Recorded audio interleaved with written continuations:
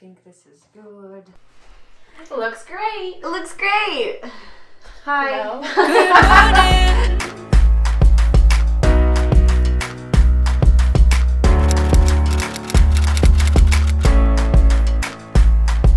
Wake up and greet the day, let in those golden rays. The sun is up and I'm on my way. Wake up, turn on the news, and shake those Monday blues. Well, actually, we're just bubbling up. As I mentioned in the Christmas video, I spent the holidays with Meg in Niagara, and we've been up to some creating. Aside from cooking, we've also been setting some New Year intentions. So in the next 2 weeks, I'm going to release 2 videos about goal setting, intentions, words of the year, and quarterly goals. I'm really interested in living a more purposeful life in terms of setting goals and knowing what you want. We both have always been quite interested in that. Actually, I would say more so in the last few years. Mm-hmm. As a kid, I was always interested in goal setting, but I feel like together we started doing it in the last few years about how we can make the most of our year. So we're just here to spread some New Year joy, some New Year goals, and get inspired with all of you.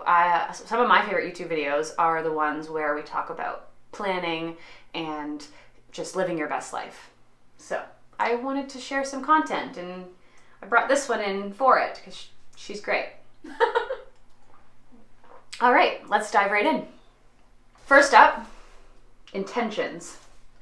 Now, Meg and I started setting intentions 3 years ago when we were following this blogger, Lee from America. She had this idea of setting monthly intentions. And so we caught wind of it and we're like, oh, that sounds really interesting. We should make them. It's a way to be creative. It's a way to put out your goals and just like to connect for us every single month and like check in with somebody, which is really nice. If you have a buddy, I find it a lot easier to stick with your goals because you're in it together and you are... Yeah, an accountability partner. Exactly. Yeah. So whether that be a parent, a boyfriend or girlfriend, a best friend, or a work partner, I think it's so good to hold yourself accountable. I agree. Mm-hmm. So intentions, basically we do them once a month. I personally tend to do them the Sunday before the week starts of a new month. Okay. What about you? I usually do mine the day before the new month. Mm-hmm. So the last day of every month I usually sit down, and sometimes I'll spend the week brainstorming in my head, what do I want of the next month, and I'll kind of go in knowing what they'll be, but I sit down and I do them on the last day of the month. Mm-hmm. So intentions, if you're wondering, if you have not heard of them before, they are, I like to call them goals for the month, but they don't need to be these like intense things that you have to accomplish. I see them more as like gentle reminders or positive reinforcement of things that you're looking for. Yeah, I agree. So I usually do like 5 to 6 in a month. I will bring up January because that's the month that we are in. For me, this month, I'll read a couple of them just to show you an example. Reflect, release, and refocus. You will not thrive this year if you carry baggage from the year before. So for me, it's about pressing pause, reflecting on last year, releasing anything I need to still let go of, and refocusing on what I want for 2021. That is one of my intentions for this month. Another example is I'd like to launch my website by the end of the month, the blog that I want to post. I would like to get that done. So they're just like check-ins for yourself. So why do you like to set intentions?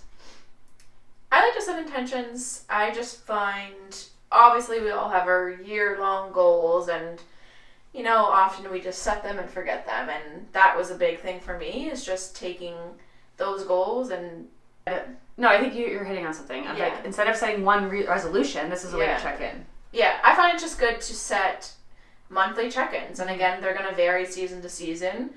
Like right now, like I'm trying to learn kind of a new field, and I'm just sitting down and saying, okay, we're going to do at least 5, I'm using Skillshare, we're going to do 5 Skillshare courses a week. And obviously if it doesn't happen, I'm not going to beat myself over it. I think that's the biggest thing about intentions, and it's more what you intend to do for the month versus a hard and fast rule. Like, it could be simple as, like, wanting to drink 3 liters of water. Like, if that's something that you're struggling on, that could be, you could literally set one intention. There's not, I mean, we usually do 5 or 6, but again, you can literally set one. If there's something that you really want to work on, if you want to hit 10,000 steps every day, that could be your one intention. If you want to meditate every day, that's your one intention. If you want to just live a more mindful life, that could be your intention. Like, it could be anything that you want. I think that's the key to it, is it's just what you want out of your month. And it's not only about holding yourself accountable to doing these things, but it's like giving yourself grace and just being gentle with yourself. For sure. Monthly intentions allows you to refocus on a monthly basis. So maybe your intentions are focused over one resolution. Personally, mine aren't, but it's really just about setting up positive vibes each month, and like they're really fun to like. And it could just be even affirmations, like exactly things you want to take in with your mindset. I mean, I think that's a huge thing. It's just being more present, and it really creates like a check-in with yourself on a monthly basis, and a lot of people don't do that. Exactly. I mean, I never used to do that before we did this. Yeah. So we've been doing this for 3 years. I have a dedicated journal. She has a dedicated journal. Eventually you run out of space. I just started a fresh one. Yeah, but it's fun. I mean, if you don't like to be colorful, you don't have to. You can do it with a pencil or a pen. It's really not a big deal. It's up to you. You could do it on a computer. Yeah. You could do it anywhere. It doesn't. Obviously, we're doing it in a fun, creative way. Yeah, but you don't have to. And I like to look back on my year before and see, what was I thinking last January? Where was my headspace last February? And some months I forget. Some months it's like the 15th of the month and I haven't done it. And I'm like, okay, I need to sit down and do it. Or there's been months that I've like totally missed, but I do feel better when I'm doing them. For sure. And another thing I do with the intentions is I actually leave a page in between, and the one side I actually reflect on the previous month. So I'll write down number 1 to 5, and I'll it's like I'm journaling out, how did this month go? Did you do what you said you wanted to do? If not, I say to myself, it's okay, we just do that next month, or we keep working on it. You really can make it look however you want, for sure. but we definitely recommend setting intentions. And so the next practice that we both do is setting a word for the year. And I like to think of this as a tone for your year, whether it be an affirmation or one word or like a few words, just words that you feel represent the year that you want to have. So for you, 2020... last year. Was consistency, right? Yeah, it was. I mean, again, obviously everyone's year turned out to be a little different than we were all expecting, but again, that's just roll with the punches. Yeah. So mine was consistency. I just found myself always wanting to incorporate tools into my life or habits into my life, and I found I would dabble in them for like a month, 2 months, 3 months, and then I would just stop. So that was something I really wanted to do, was I just wanted to be consistent with all the things that made me happy.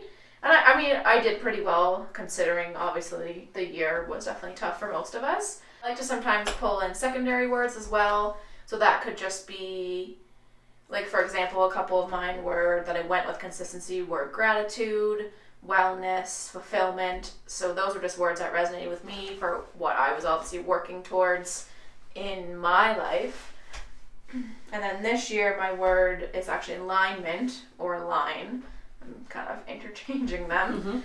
But it's just focusing on your dreams and then putting the action in towards that. So that's just kind of the theme of what I feel like 2021 is going to be for me. Cool. Yeah. And like, you can do this wherever you want. I mean, I love to do a vision board on the back of my desktop, and maybe that word is somewhere in that vision board, or, you know, you could do it in your intention journal, like at the start of your journal, write 2021.